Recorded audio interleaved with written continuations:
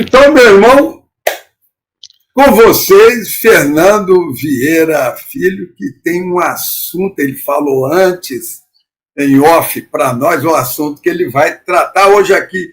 A palavra é sua, meu irmão. Bom dia a todos, toda a turma aí do Brasil. Ô Calci, eu vou falar hoje sobre o capítulo 23, porque ontem, quando eu fui escolher, eu abri o Evangelho e caiu esse capítulo 23 aqui, que é a moral estranha, tá? E aí nós vamos começar no primeiro item, e eu gostaria de você puder fazer a gentileza, Calci, fazer a leitura, tá? Por causa da minha voz, que eu tô com um problema aqui no corda vocal.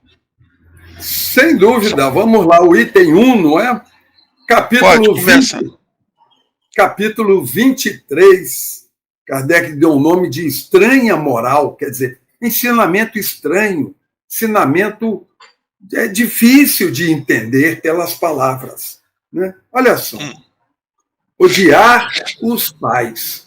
Kardec já começa com o ensino, palavras de Jesus, que estão lá registradas no Evangelho de Lucas, no capítulo 14, nos versículos 25 a 27 e no versículo 33.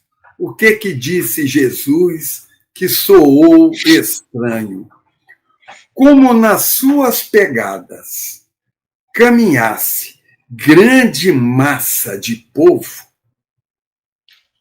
Jesus, voltando-se, disse-lhes: se alguém vem a mim e não odeia a seu pai e a sua mãe, a sua mulher e a seus filhos e a seus irmãos e irmãs, mesmo a sua própria vida, não pode ser meu discípulo. E quem quer que carregue a sua cruz e me siga, não pode ser meu discípulo. Assim, aquele dentre vós que não renunciar a tudo o que tem, não pode ser meu discípulo. Esse é o texto que está no item 1, que Kardec coloca no capítulo 23. Então aqui eu vou começar o seguinte, o comentário. Então, quer dizer, todo mundo, depois vocês deem uma lida nesse capítulo aqui, nesses itens, para vocês entenderem melhor. Porque, na realidade, essa moral estranha, de acordo com vamos dizer assim, com a psicologia profunda, não tem nada de estranho, tá? Porque o que a gente tem que entender é o seguinte, a pobreza da língua aramaica, tá? E Kardec, quando ele estudou esse trecho, ele ficou meio encucado mesmo, né, com essa palavra odiar. Será que saiu da boca de Jesus? Então, quer dizer, nisso ele consultou um amigo dele, que era um linguista na época, que era o senhor Pesani, tá, lá na França, da época. E esse Pesani, ele era um linguista, era um estudioso das línguas. E ele conhecia muito bem o grego e o hebraico. E esse senhor Pesani, ele falou o seguinte, que a palavra grega para ódio é kai, tá? E essa palavra significa o quê? Menos amor. Tá? E a gente lembra, por exemplo, que o Sócrates, que era um filósofo grego, que viveu mais ou menos quase 400 anos antes de Cristo, ele sempre dizia que o amor e ódio são faces da mesma moeda, tá?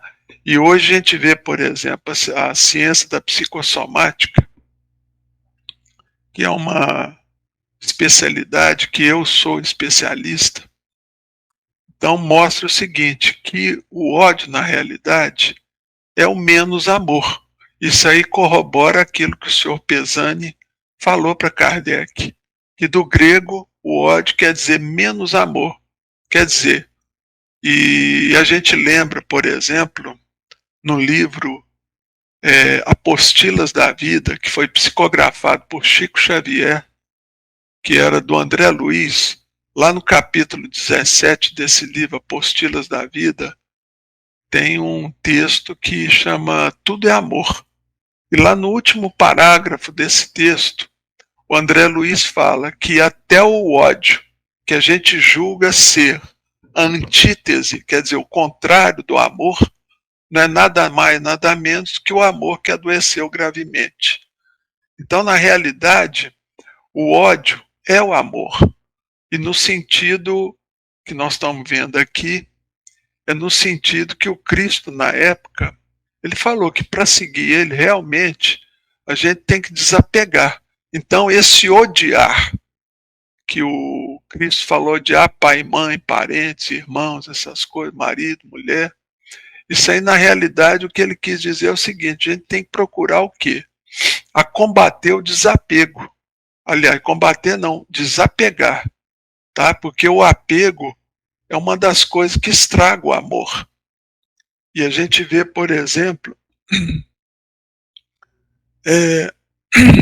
um livro muito icônico do Erich Fromm. Erich Fromm era um psicanalista, psicoterapeuta alemão. E em 1956, esse Erich Fromm, ele escreveu um livro que era A Arte de Amar. E nesse livro, o Erich Fromm, ele mostra o quê? Que o amor, quando ele é cheio de apego, ele é um amor imaturo, tá? Então, quer dizer, esse amor de apego que os pais muitas vezes têm, que os filhos têm pelos pais, isso não é bom, tá? Isso mais tarde vai causar muito problema, tá? E o Erich Fromm, ele alertava para isso, e o Cristo também. Ele quis aqui, na minha opinião, alertar as pessoas para o desapego, principalmente papai e mamãe, né? Porque a gente vê hoje que hoje em dia os filhos, tem muitos filhos aí de 40, 30, até 50 anos que ainda estão agarrados na barra da saia do pai e da mãe, né? A gente vê aí o sujeito muito apegado à mãe, por exemplo, o sujeito não consegue nem arrumar uma namorada. Por quê? Porque toda vez que ele vai arrumar uma namorada, aquela mãe vai e implica com o filho. Implica ali com a namorada, tudo. E fica aquele apego. Então tem muitos pais hoje que os filhos estão lá com 30 e tantos anos, formados, tudo, e os pais e esses filhos não querem sair de casa. Quer dizer, estão dentro daquele apego, né?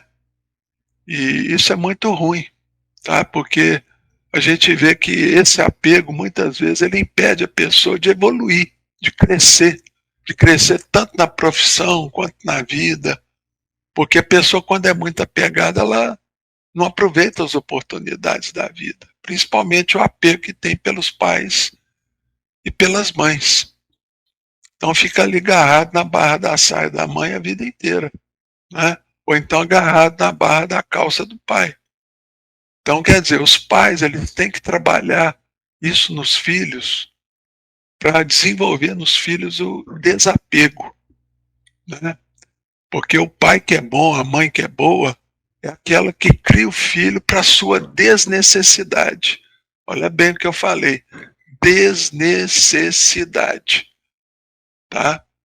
Ah, mas meu filho, ele tem uma doença incapacitante. Aí tudo bem, gente. Então, quando você tem um filho que tem uma doença mental, que é incapacitante, uma doença física qualquer, tem lá um problema na coluna que não pode andar, esse filho, você pode bater no peito e falar, oh meu Deus, esse aí é meu filho, que eu tenho que cuidar dele a vida inteira, tá? Mas na maioria dos casos, você tem que procurar criar os filhos desde pequeno para para o desapego, né, para poder bater asas, né, porque isso aí que é o pai bom e a mãe boa, são esses que criam os filhos para o mundo, né?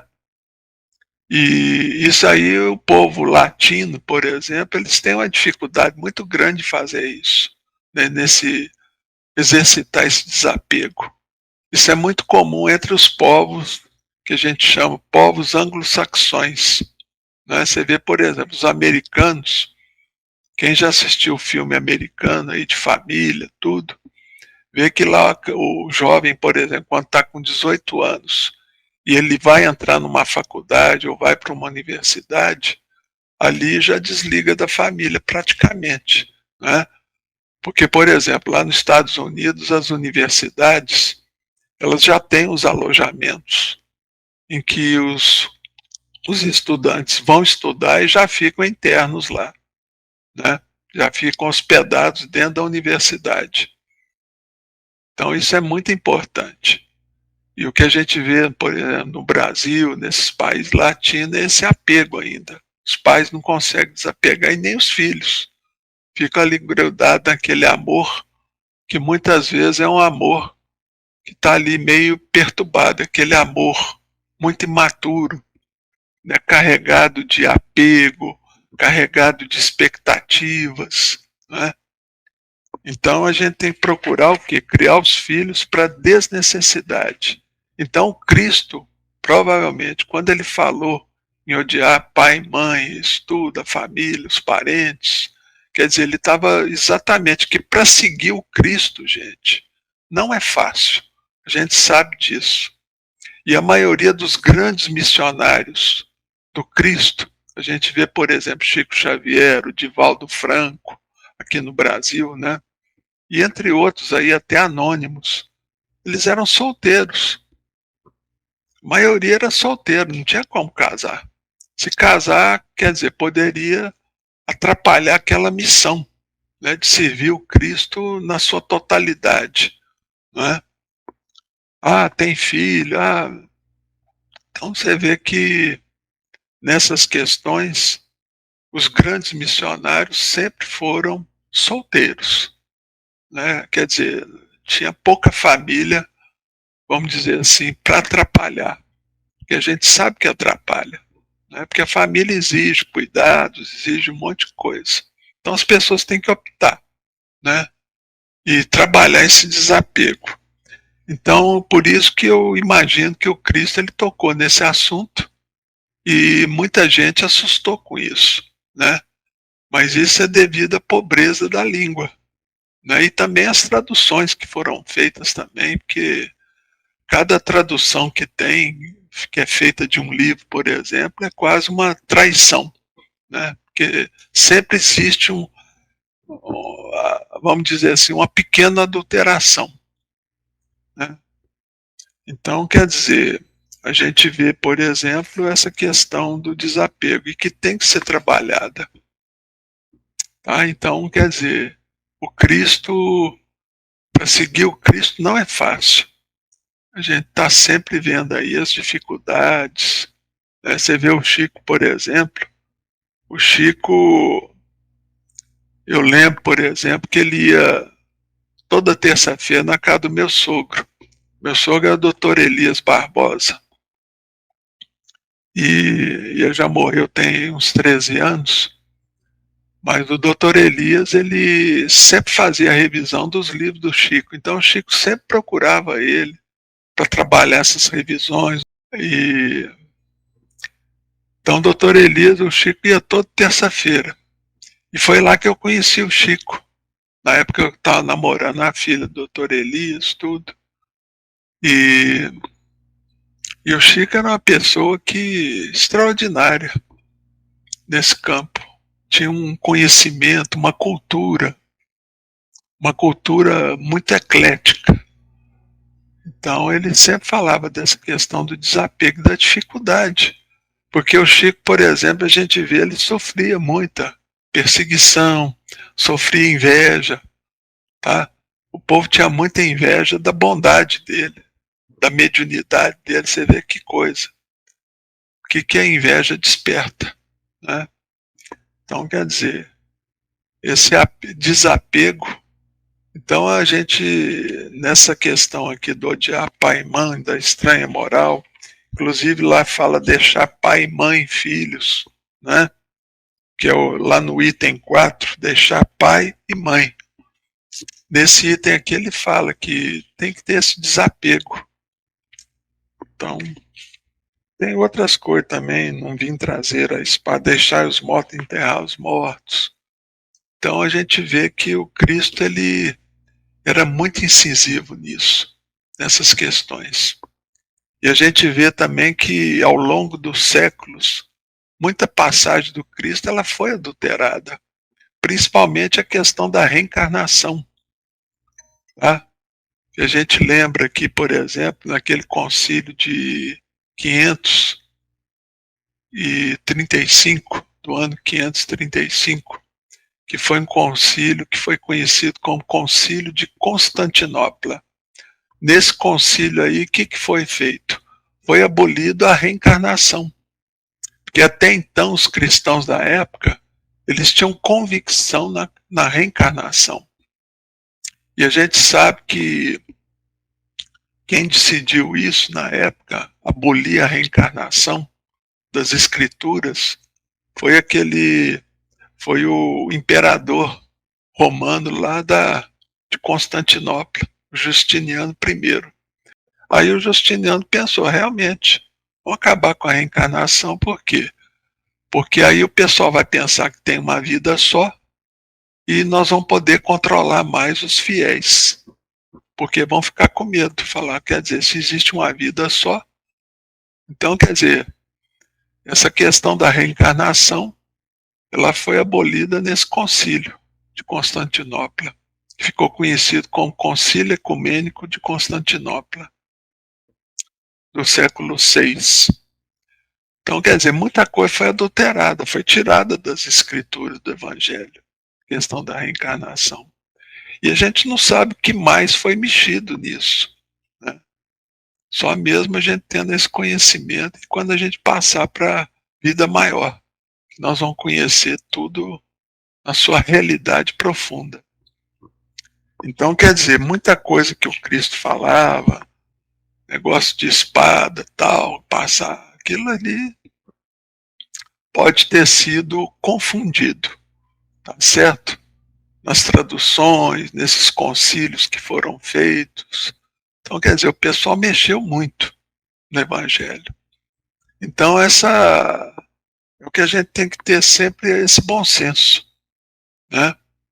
E procurar fazer o bem, sempre, de forma bem pontual. Por quê? Porque a gente fazendo bem, a gente sabe que dentro da lei de causa e efeito, nós vamos estar sempre o quê? Gerando consequências e efeitos no bem.